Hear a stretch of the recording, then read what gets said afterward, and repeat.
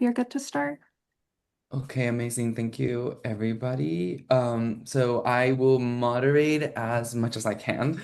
So thank you, everybody. My name is Martín Wannam. I'm part of the Strategies of Resistance, Immigrant Legacies Beyond Assimilation. Um, and I want to start first to thank all the artists that were part of the show. It was great to collaborate with you all. You are friends, but also colleagues, and it's such amazing to see how like our friendship also kind of like ties within the show and the conversation. I also want to thank you, Heaven Gallery volunteers and staff who helped us install the show. It was amazing to have a lot of help during the installation, so I really want to thank all of you.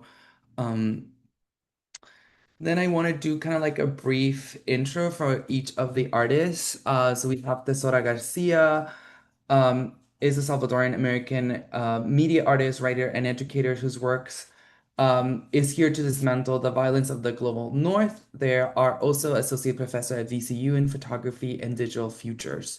We also have Lorena Molina, is a Salvadoran multidisciplinary artist, educator, and curator. Their work interrogates relationship and the information of relationships as political acts that are guided by negotiation of power and privilege. She is an assistant professor of studio art practice at San Francisco State University.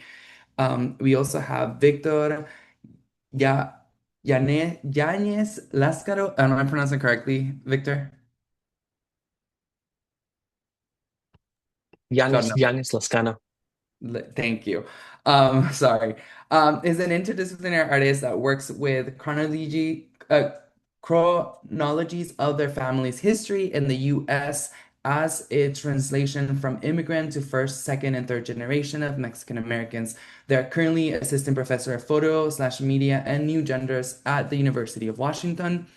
Then we had Hazel Batrezchavez is a brown queer artist and educator. Their work in textiles, performance, and sculptures are rooted in politics of survival and the poetics of movement. Currently, they are curator at the Art Museum at the National Hispanic Culture Center in Albuquerque, New Mexico. We have Dominique Muñoz is a Guatemalan American visual artist whose practice spans photography, printmaking, and installation. Rooted in personal and family histories, Muñoz explored the entanglement of assimilation, queerness, and culture survivor. They just finished their MFA at the University of North Carolina at Chapel Hill, and they just finished also a fellowship at the Fine Arts Work Center in Provincetown. And they will be going to Houston Center of Contemporary Craft for a fellowship during the summer. And then me, I'm Martín Wannam. I'm a visual artist and educator from Guatemala. My practice focuses on examining the impact of immigration, systematic structures, utopia ideals, world building, and family, both at an individual and a collective level. I'm interested in freedom dreaming for the queer individual rooted in the Latinx diaspora. I'm currently residing in North Carolina, where I serve as assistant professor in studio art at the University of North Carolina at Chapel Hill. So, strategies of resistance, immigrant legacies beyond assimilation. This project grew from Becoming Sticky, which is a collective formed by Tesora, Lorena, and myself, as a space to build to center Central American artists and diaspora voices in the US. Through expansive lens-based imagery and sculpture, we wanted to open a conversation about what we call looking from the middle, what it actually feels like to make work from and deeply inspired by a tropical region to create from that in between space. As a collective, we invite Latinx artists to join us and bring whatever questions, tension, and curiosities they carry. Strategies of resistance emerge from that, from the political reality of the US and the daily negotiations of so many of us face, whether immigrants or the children of immigrants, around visibility, belonging, and how we move through the world. In immigration studies, the idea of acculturation strategies tied to map how immigrants navigate cultural identity within a new host society, but that framework tends to feel narrow. It often reduces the conversation to binaries, either full assimilation into the dominant culture or a rigid hold into heritage. What get lost in that framing are the most subversive tactics of immigration, and their descendants actually use. They use ways we resist culturally racial while still carving out a rightful place in a social fabric. That's the space where this project is the intersection sitting with. As the curator of this exhibition, with the help of my colleagues, and as an artist as well in the exhibition, I found myself drawn to a question I carry on my own practice. How do we, as artists from the Latinx diaspora, center color as a strategy that holds ancestral memory, the color of the tropic or a fauna of our culture, both into new spaces as a refusal, pushing back against whiteness as a default? In putting this show together, I also keep returning to language, not just as letters on a page, but as a full cultural weight. Its visibility and invisibility, its power to remember, to make present, to survive. Language as dreams, and dreams as something that can carry generations. The artists I invited into the conversation found themselves doing a kind of world building, center their loved ones and sometimes themselves as an act of refusal to be erased. There is also something I keep noticing across the work, the figure of a magician, somebody that creates something that could be disguised. To chose that role, it's its own strategy of survival, deciding what to be revealed, what to hold back, to find ways to remix, to hide inside a new version while remaining a whole. Oh, this show at its core is also thinking about memory, to remember as something we all do, something we all need. And this work insists on exactly that, to hold on, to honor, to never forget.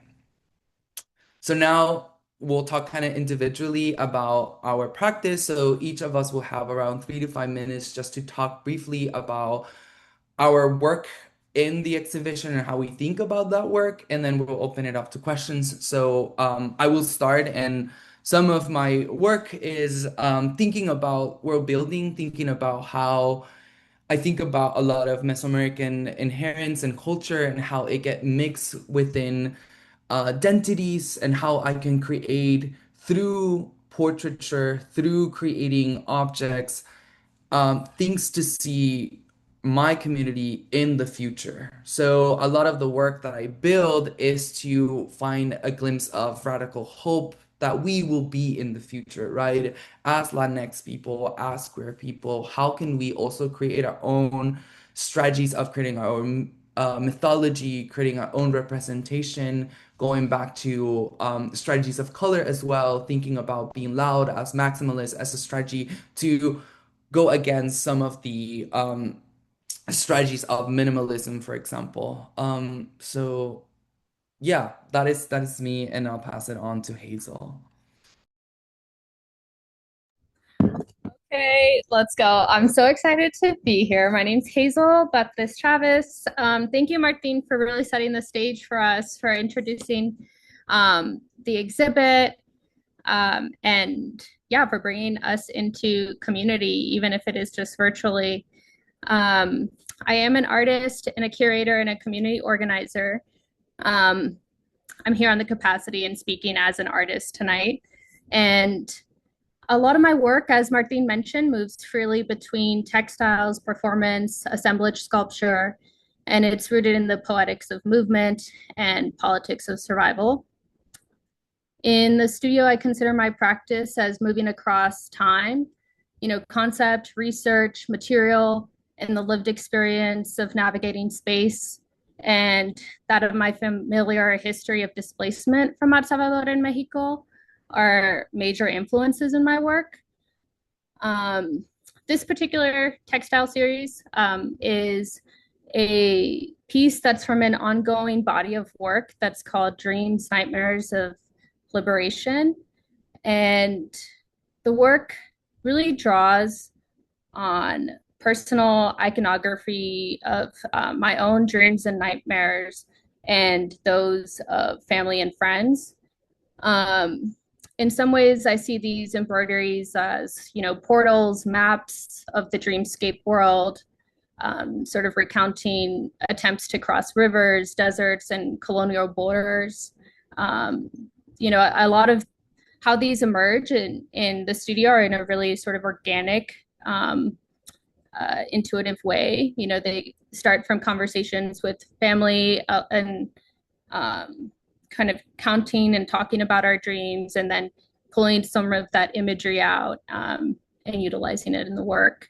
While I don't have an image of this, I did want to talk just briefly about the video piece that's also in the exhibit, because it's a piece that's called Atrapada, um, which means trapped in English. And it's a nod really to thinking about,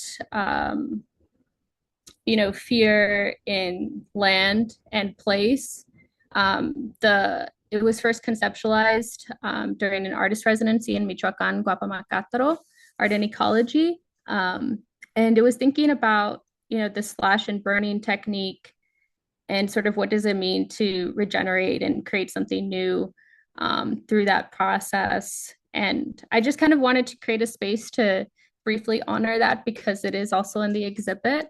And I'm happy to chat more of that. Well, chat more about that while there isn't an image of it in the slideshow. So yeah, thank you. And Martin, I will let you pass it on, or I'll pass it on to Tesora. Yeah. Hi, thanks, Hazel. It's so nice to hear the your words about the work. I think I'll try and add in a way that maybe synthesizes some of the comments made by Martina and Hazel. As you both were speaking, I think a couple concepts that I feel like are relevant to me and maybe our collective interest is like world building and portal making and how an image making practice facilitates that kind of transportation, right? That's energetic, emotional, psychological. A lot of my work, I think, is about memory and how memory can be stored and salvaged, how it's erased, how it's deleted, how it disappears, but also reappears. And so I'm interested, I think, in that waveform of memory.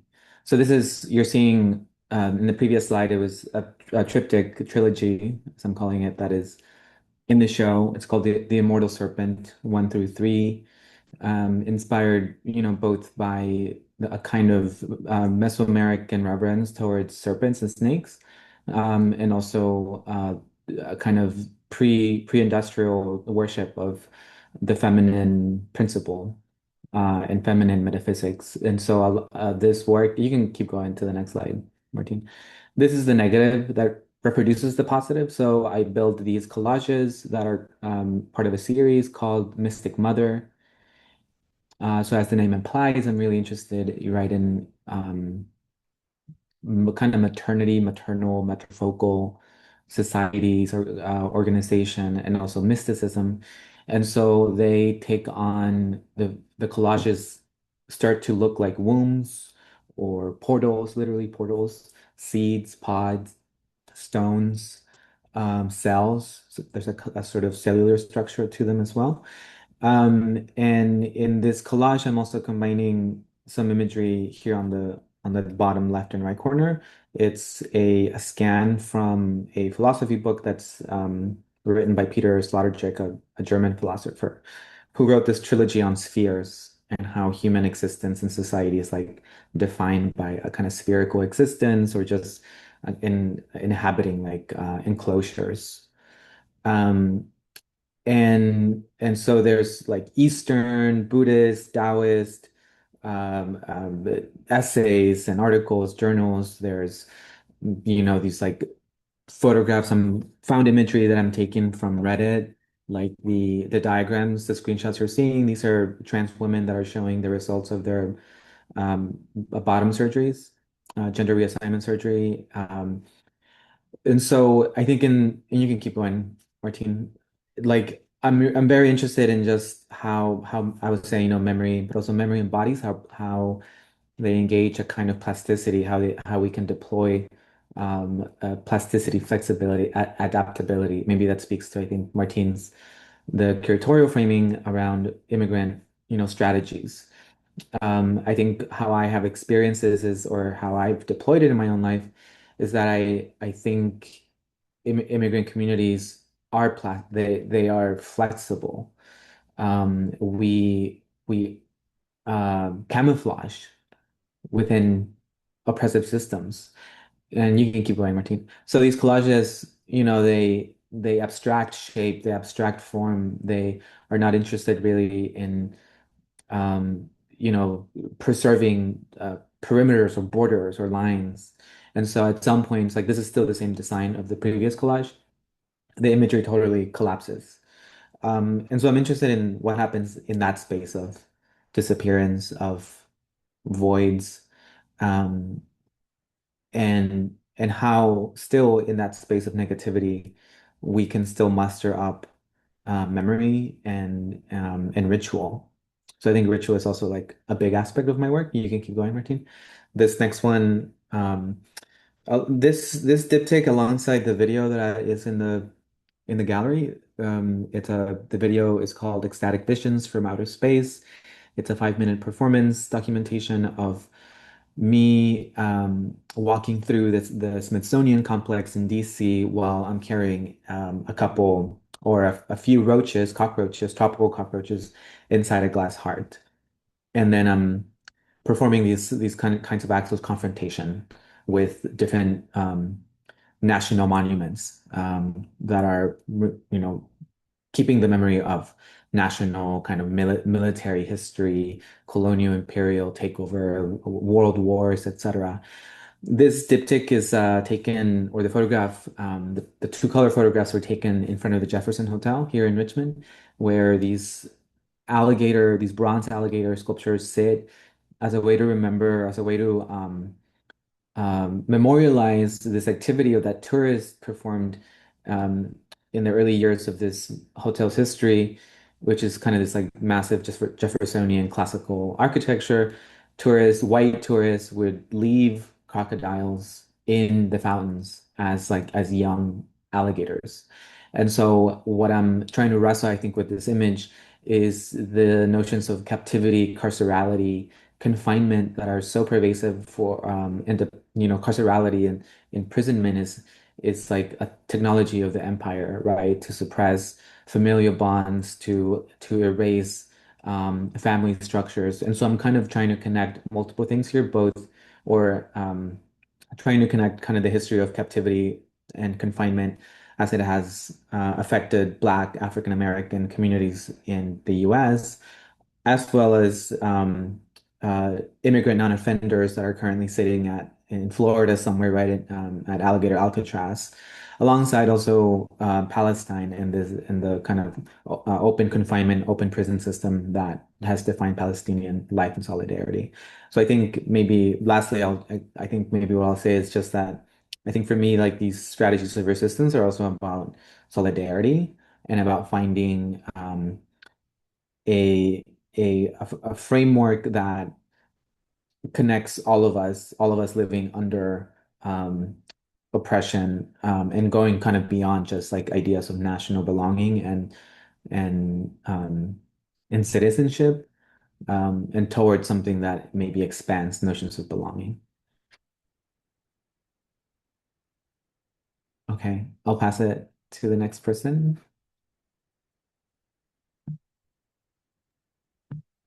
Everybody, thank you, Tesora. Um, you got my mind thinking, and I'm excited for the Q&A, thinking about voids and stuff. But yeah, to kind of go off, my name is Dominique Muñoz. I'm a third generation Guatemalan American. And a lot of my work, oh, Martin, can you actually go back to the first one? Um, is thinking a lot about my childhood blankets and like the textiles that my grandmother and my mom brought with them on from their migration to Washington, D.C. in the late 70s, and how those like objects, at least when I was little, would like scatter our beds, be draped over tablecloths, tables as tablecloths, or be mounted on walls as decoration. And the older I got, those textures and colors slowly start being hid away within closets, and the aesthetics of minimalism, kind of conforming to a space to blend in, was taking shape. And um, a lot of my work is kind of wanting to unravel those blankets and bring them back out, give them a new life. So I do a lot of work with making wallpapers sampling and thinking a lot about remix culture of these blankets. So I'm photographing the blankets, printing those images out, cutting them into strips, and reweaving them in new directions, and thinking about how cultural traditions kind of change and adapt through migration processes and as generations kind of continue growing. And I also see it kind of as this like as this queer gesture where I get to like remake these blankets in new ways and also honor the matriarchs and the artisans who've made them and who've taken care of them. And so a lot of my work is trying to preserve that like love and labor specifically within the domestic and in the home. Um, so I'm also considering portraiture similarly as like Martin is, but in a different way. I'm trying to subvert the ideas of portraiture. The camera was really used as a colonial tool to categorize, classify, and like fix various communities across the world. And my portraits are kind of trying to refuse that by doing this collage style where I'm photographing people, mainly in this series is all of myself, printing them out and physically cutting them out. So the gaps and the voids that are within that space become this like new space for play. And then within that negative space, I put mirrors behind it. Martine, if you want to go to the next one. Um, this is one of the other pieces that's in the gallery. But within these silhouettes, the silhouette now becomes activated as this like safe space. I think a lot about like our shadows, the way our shadow gets kind of comes to life. Um, but these mirrors act as a tool for within this series, my grandma and I to come together and rebuild these portraits, these characters, these figures, and the mirrors are actually reflecting textiles that are draped behind the camera's gaze, so what the camera cannot see. Mirrors are also akin to the function of cameras when they were built into cameras, and so I'm kind of using the mirror to turn it against itself, but never showing the camera. I don't ever really want to show the tool itself. Um, and I like this visual illusion that happens in the flattening of space that the camera can do. And I'm revealing the artifice of image making by revealing the C-stands, the clamps, the tools of a photo studio that is used a lot in like the language of commercial work and how it like is uses to sell and convince us of something. But by exposing it, I'm kind of just like highlighting the artifice of image making as a whole. And together, my grandma and I are getting to rebuild our own sense of home and the domestic and embodying the excess of like colors and texture and pattern to be like proud and joyful. I'll pass it on over to Lorena. Hi, everybody. My name is Lorena Molina, and I have a very like multidisciplinary practice where I'm constantly trying to understand. Um, I'm from El Salvador, and I'm constantly trying to understand the events that led to my family's displacement. And a lot of the times, my work is really heavy because I'm dealing with these really violent um, histories. And I started making this work that is part of a bigger series called This Must Be the Place. I really started making it in 2018, but I really dug into it in 2020. And for a long time, I was making work from this place of like lack and resentment and anger, which I think are all really productive. And a lot of my other work has a lot of educational aspects where like I'm trying to sort of understand these events to people and try to sort of get them to understand how they might relate to these histories, how they are part of this history. They're not outside of it. And and at the time I started like I was starting to think more about my place here. And I think I started to think about how I talk a lot about like what does it mean to create a home on the margins and how the margins are a place of result of violence and exclusion, but also can be a place where I get to keep myself. I get a place where I don't have to whitewash myself. And so I started making these photographs that are these hybrids, these sort of layer environments where I started to think about my home not just a singular place, but as like a layer place that is of all the of all the places I have called home. And in my work, I use a lot of these like ecologies and throughout my practice, because I'm trying to understand them historically, politically, culturally, but I also in some ways like I place myself a lot through the ecologies. Like I have a dog and I walk a lot. I spend a lot of time outside. And the way that I understand my surroundings is by sort of walking around and sort of placing myself and sort of learning a lot about the ecologies that are around me. And so I think, and this work there is very layered. Some things look like other things. I'm trying to sort of it's layered because I'm trying to sort of show that this home it's not a singular place. I'm using it as a way to create some opacity for me. Like I think there's this sort of expectation a lot from especially artists of color to like over explain the work to sort of explain what everything means. And in this work, I'm using these like different symbols that you might be able to understand them together and you might not. And I'm interested in the sort of like mystery. I think and like and it, like I think something that I think the sort of was saying, like I think like something that we adapt and like some of the other there's another piece in the work that is called como una bruja, like a witch. And so I think a lot about like this idea of making do. Like there's another of another photo called like making lemons out of oranges, where I'm trying to sort of like make something out of something else. And that's something that you do a lot. Like I lived in the Midwest for a long time. Like I just wasn't around. Like if I wanted to get tamales or pupusas, I had to drive 4 hours. And so you sort of you make do with what you have. And this work was a really, in some ways, like the saving grace. Like I was making I continue to make this work that is really heavy, and the world carries so much violence. And I'm extremely um critical of photography and its history of othering and use for imperialism.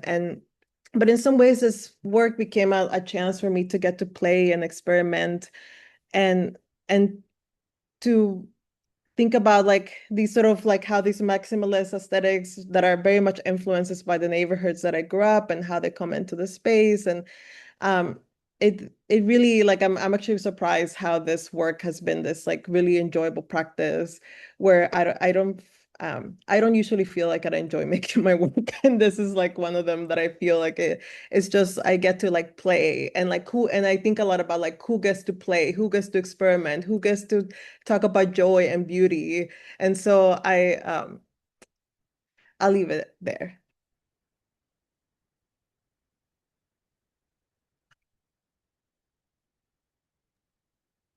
Cool, thank you, Lorena. I took out a whole section in my writing about my relationship to joy and despair, but thanks for adding that at the end there, because I think that's a really important thing to bring up. But so thank you for everyone who's here joining us on Zoom. I'm going to be reading from a document so that I can keep my thoughts in order. So thank you, Martin, and for the folks at Heaven Gallery for bringing us all together online and in Chicago. I'm grateful to you all.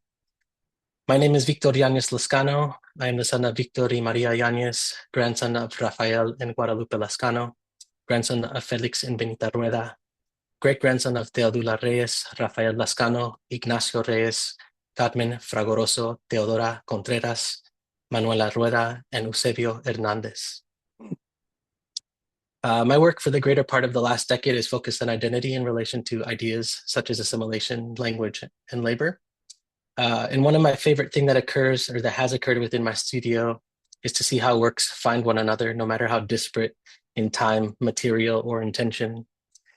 As is the case for the work selected for this exhibition, while for me, the neon sculpture Poder that was featured in a previous slide and the performance 3 minutes and 30 seconds hold their weight aesthetically and conceptually as it relates to resisting and contending with oppressive language ideologies, I wanted to make space to talk about how I believe this photograph on this slide, while made years after those two pieces, informed them by summoning a past that would necessarily shape a future and find a moment in time locked within my body. In this seemingly innocuous image of a Post-it note titled Kept, I found one of the countless silent conversations between my mother and father, listing their needs for the day. From the depth of a lived experience of growing up in the rural Midwest emerged within me a whisper of shame. Several months after making this image, I recall being asked a simple question at the tail end of an intense therapy session. I was asked, "What is one way you believe your parents showed up for you as a child?" I immediately felt my heart at my throat and the heat in my eyes, and for the next several minutes, I found it impossible to speak. Just as quickly as the weather within me had changed, I knew what the answer was. Face wet, fully congested, in a body that had now been freed from shame, I said, "Not once in my entire life did my parents ever stop speaking Spanish to me." Even through years of being a shitty teenager, responding to them in sharp tongues and tones with the intent to hurt, not even then did they stop speaking Spanish to me. It was their greatest gift to me and my sisters. But that's not why I made this image. I made this image because of the touch of shame I felt in my bones from seeing the scribbled markings of my mother's attempt to articulate the word ketchup, written just below my father's very studied and swift marks. It was moments like these that I was prepared for as an artist, to notice and notice how I was noticing, and then notice it more deeply. All this noticing to record a precise and concise moment on film. And because I also desire the ways in which others think through these kinds of moments, I was able to identify a different feeling when I began to engage with psychoanalysis. In their book, Racial Melancholia, Racial Dissociation, David Ang and Shid-Hee Han utilize psychoanalysis to investigate changing processes of loss associated with immigration, displacement, diaspora, and assimilation. More specifically, I became interested in how this piece and many of my other artworks visually articulate what the authors deem to be a mourning without end, interminable grief, and the internalization of loss as self-hatred, something I was all too familiar with as one of the few people of color in my hometown, results from the melancholic's inability to resolve the various unconscious psychic conflicts that forfeitures from immigration affect, encompassing family and language, home and property, customs and culture. While this text outlines case studies of two distinct generations of Asian American immigrants and Asian Americans, it offered me a way of thinking about my lived experience, an experience that had been hiding within my nervous system until that question in therapy was asked. It also gave way to an understanding what I had been aspiring to make manifest in the artworks that I created before this photograph. This deep longing and grief for what is lost, and even more so for a thing or things that are lost that I don't even know are lost, are what give way to a greater understanding of why my curiosities lead me to make this kind of work. And so I invite a graceful reframe of what I am actually bearing witness to in this photograph. While the childhood version of me may have navigated shame and embarrassment with regard to identity, the current me looks at my mother's penmanship, looks at the miscalculated pronunciations, and sees a different side of my mother, a mother who didn't trade in what little she could carry forward of her past and longing for home, a mother whose language, whether spoken or written, would summon a return to home, to her whole self, and to our ancestors. I see in this image now what I didn't see when I first created it. I see resilience, a pride, a bold unwillingness to let go for herself and for me, a coded gift, a resistance. And that's it. Thank you. Thank you, Victor. Okay, thank you everybody for sharing all your amazing thoughts. And now we will open it up for questions if, anybody on the Zoom has question, or we can ask questions among each other, which could be very interesting as all the intersections of our thought process and making really kind of like weave each other. So yeah. Martin, can you stop sharing the screen so we can all see each other bigger, please? Yes. Okay, now we can see each other.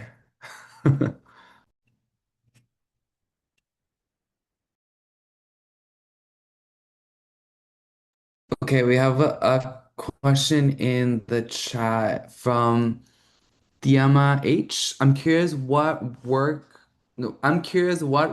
with one another has taught each other or how it may inspire you. Good question. I mean, I would also say that we all know each other for the most part in some capacity. And some of us have known each other for years. Like I went to grad school with Hazel and we're still super close. We lived together. Dominique was my student, great friend.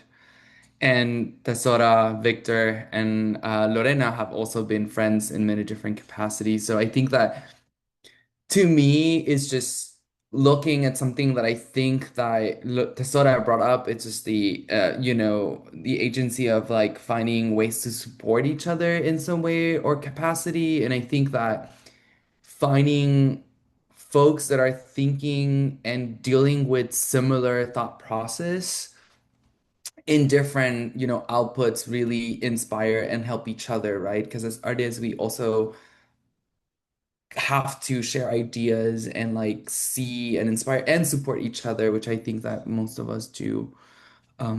That's my answer to that question. I don't know if somebody has something to add or say.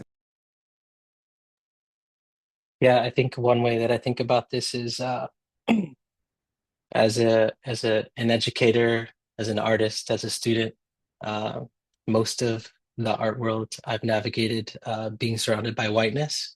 And so when I met Tesora, Lorena, Dominic, and Martin at SPE in St. Louis, we were at a table after their talk, and I had this moment of sadness that I felt for the younger versions of me that didn't have a community of brown folks around me. And I just remember saying, like, where could I have been in that moment in time had I met these people as a young artist? So I think for me, I'm wildly inspired by the folks that I'm working with in this exhibition and the friendships that have continued to evolve and be cultivated through our interactions, whether online or in person. So Okay, we have a follow-up from Berta. The comment of shame, especially in the teen years, was very powerful. Growing up on stolen land is not easy. How do you learn to embrace your melanin?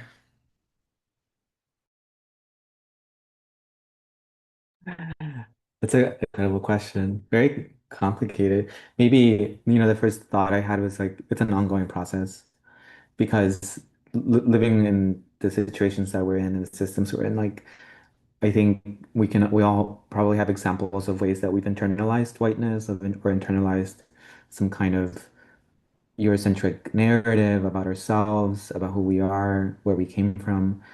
And we all have very different stories about immigration or our connection to land. I was 6 when I immigrated to Texas, and Texas was a place that was not friendly to brown or black people, or to any, there's I've seen this happen a lot where like first generation kids like they lose language. This happens a lot or it happened a lot in my family.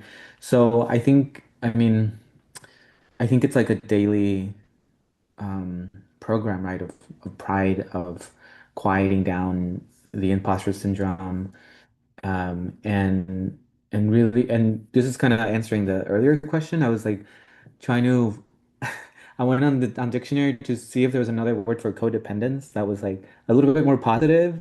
Like I don't, it's like how do you describe a relationship that's co-present or that's not like codependence sounds like it's really toxic, but this is like I feel really might be kind of cliche saying it, but it's like a family, but it's a family of mental energy and thoughts.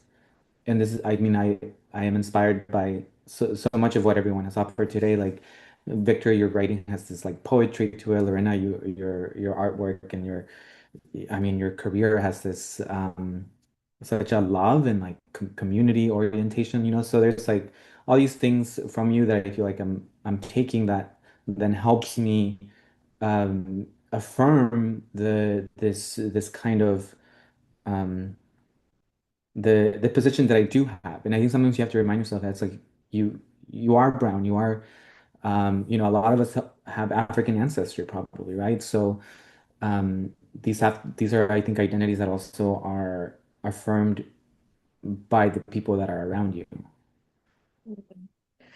I I think like I wanna touch on the last two questions. I cannot say how like healing. I was like crying listening to Victor just read, and even now like I feel really emotional. I think existing in this country and in institutions that we're part of, like academia, the art world, it's fucking violent. It's just the experiences everything we experience every day. And you're just trying to find something, like, again, like the saving grace, like this lifeline that keeps you here. And all I've ever wanted, like I think the biggest tragedy that has been for me to sort of navigate these really difficult places has been to find community that I deeply like love and respect and care for, and that love and care and respect is reflected back. And I think like all the people in this call are just like brilliant, just so brilliant. Like you heard it, like and and like, wow, like how lucky am I to be like in community with all of you and to be like making work with all of you. And like this is like the thing. This is the thing that keeps us afloat when like this world is constantly trying to erase us or silence us or like just diminish us. And then we just get to like find people that also care about the things they care about, and they have the values and the ethics, and how cool. So cool. And I can't believe I'm crying. I also agree, like just like being in this group, this like exhibition and seeing how our works kind of been able to like layer literally over each other, or like works sitting next to one another, and how those conversations exist is really exciting.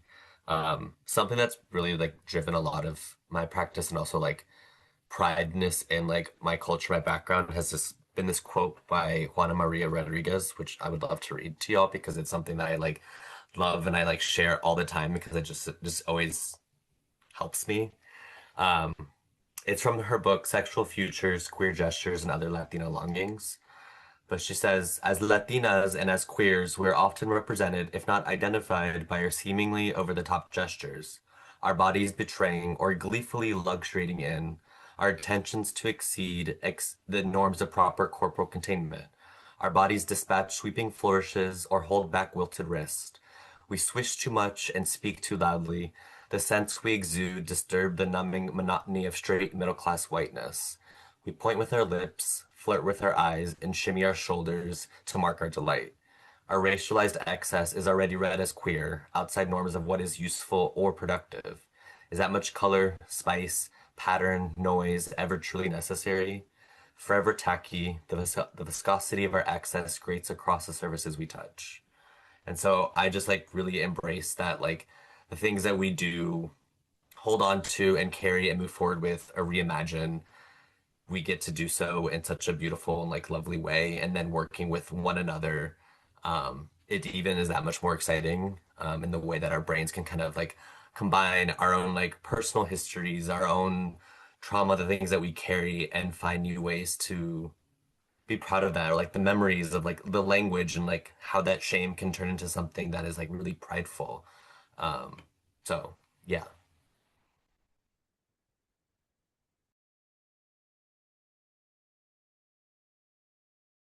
I have a question for Tesora.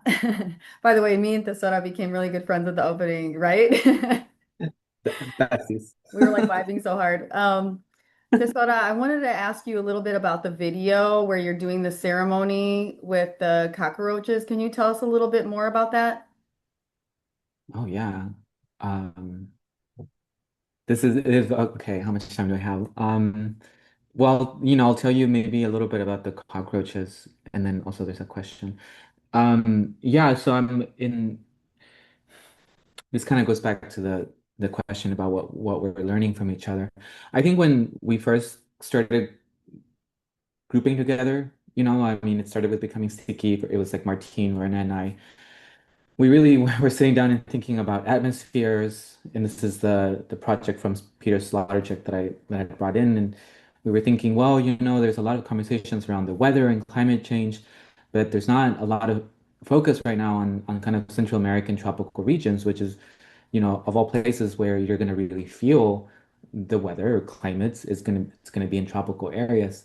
So the cockroach kind of arrived, I would say it arrived at me because it represented, and it's a way of holding multiple metaphors, multiple concepts, bodies, histories.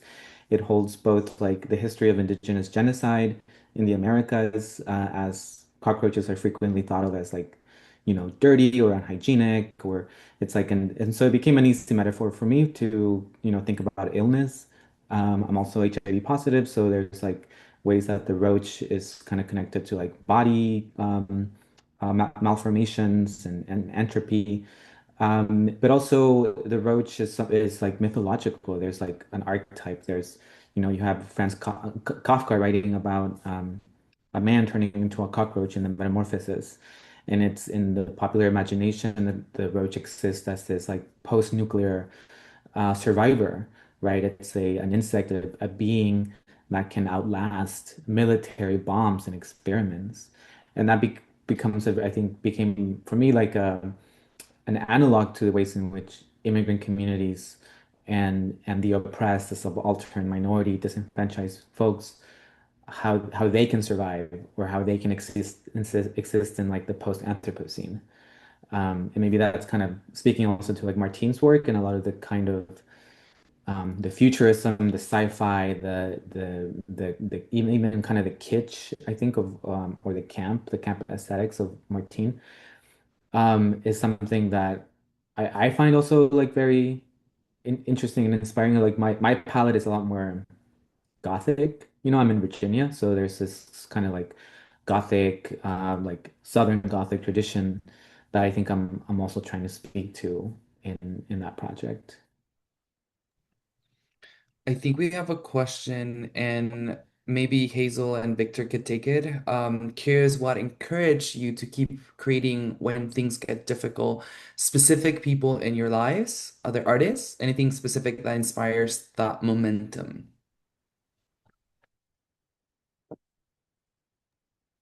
I'll let Hazel go first I knew while you I were going wake up to my dog. say that. Um, yeah, I think this is a really great question. I think it's often, I do want to acknowledge, I think it's often a question where, as like brown individuals, we might be asked often, of like how is it that we like maintain hope through all of our like grief and trauma we experience. But I also want to say that it's like a very real question that regardless if you're brown, like the pressures of this world is like really crushing. And figuring out how to navigate and I think how to maintain hope and the discipline of hope, right? Because hope is a discipline, and in you can correlate to thinking about faith or something in that kind of way, right? But I feel like what I have found the most to be sort of how can I find ways to keep momentum is by trying to keep my boundaries um, really firm, whether that be boundaries with like being honest with myself, like I need to be in bed by 9:30 p.m. to like to get up in the morning and hit my gym goals, I also have a daughter, and my daughter keeps me very on a scheduled track. Like I'm constantly thinking 2 hours ahead of like what needs to get done, the meal, the food, the bedtime routine. And after the 9 to 5, then there's that studio time that emerges from like 7 to midnight. And like, so I think when you realize that like um and I think about this in thinking about capitalism and colonialism. Leanna Bettis Simpson writes about this in her book, where she talks about how capitalism and colonialism are based on extraction and assimilation. So when we are navigating in these structures that are already built in those kinds of ways, right, then like we have to think about Like how is it that then we can move intentionally to break those? And I think, like for me right now, it's really just about being as honest and transparent as I can be with myself and with like those who are around me, and holding myself accountable and holding other people accountable. Because people be running away when they be hurting feelings or doing things, and people don't want to be held accountable. And that doesn't mean it's like a punishment, but it's like you have to honor yourself in that too. That's something that's required. um when I think about specific people in my life, um my mother's in town right now and she's visiting, and I have printed just a couple of images of her. In My mother was unsheltered when she first moved to when she moved to California with my dad. um and she had just had my older sister, and she has this photo of herself um, in the car, like sitting on a beach, and you just see the bed in the background and like see everything. And she asked me like, hey, why like do you have this photo, like. And it's at the end of the day, like it's that photo that's roots and grounds me into thinking about my why, and thinking about like my inspiration. And it's like I showed her my studio, and we're going to go like see some of my artwork that's up right now. And it's like I've realized I'm navigating all these spaces that, and I've known this for a while now, like being first generation and going to college and like and getting your master's. Like I've realized that I've been navigating these spaces that my parents have never really had access to, and that generationally they haven't had access to, but like through me they have access to it, right? And so like I think a lot about that generational power and sort of like how that is like built. And for me, I think that is like my why, my momentum, my sort of like reason to do it. Um and encourages me, and it's, yeah. I mean, Victor, I'll let you jump in here. Beautiful answer. I guess when I think about what encourages me to keep creating when things get difficult, I feel like it takes me back to two things that were said in Martin's introduction. Talked about the figure of the magician, and Dominic talked about what the camera cannot see. And I think a lot about um, uh, my therapist. I believe she's a curandera, and I think about how the women in my family and the women in my life uh, and the queer folks in my life have offered me medicine in the way that they have shown up. And I think of my artwork sometimes as like magical spells and as medicine as well.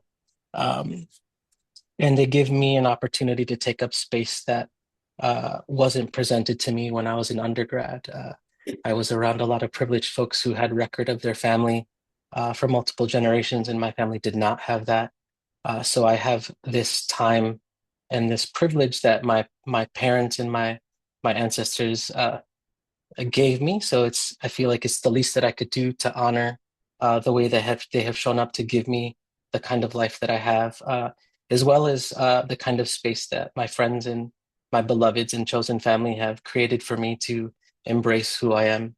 Uh, and yeah, I don't know, just to keep it short, I just feel like what inspires me is how the work creates pathways for healing for not just me, but for the people who get to experience the work and who can relate to the work without having me to explain the work to them. So. Okay, thank you, everybody. I think we hit the end, but I do want to like again thank Heaven Gallery for holding our work, and then my amazing colleagues. Super happy to have the show together. You all are my friends and collaborators, so I'm very grateful to have the show and be all in conversation, and to have an artist talk where we can all exchange ideas and thoughts and like feelings. So um, yeah, thank you, everybody. Thank you for such a beautiful artist talk. It was very moving. Okay. Yeah, thanks everyone. Thank you, everyone. Okay. Bye, everybody. Thank you. Bye.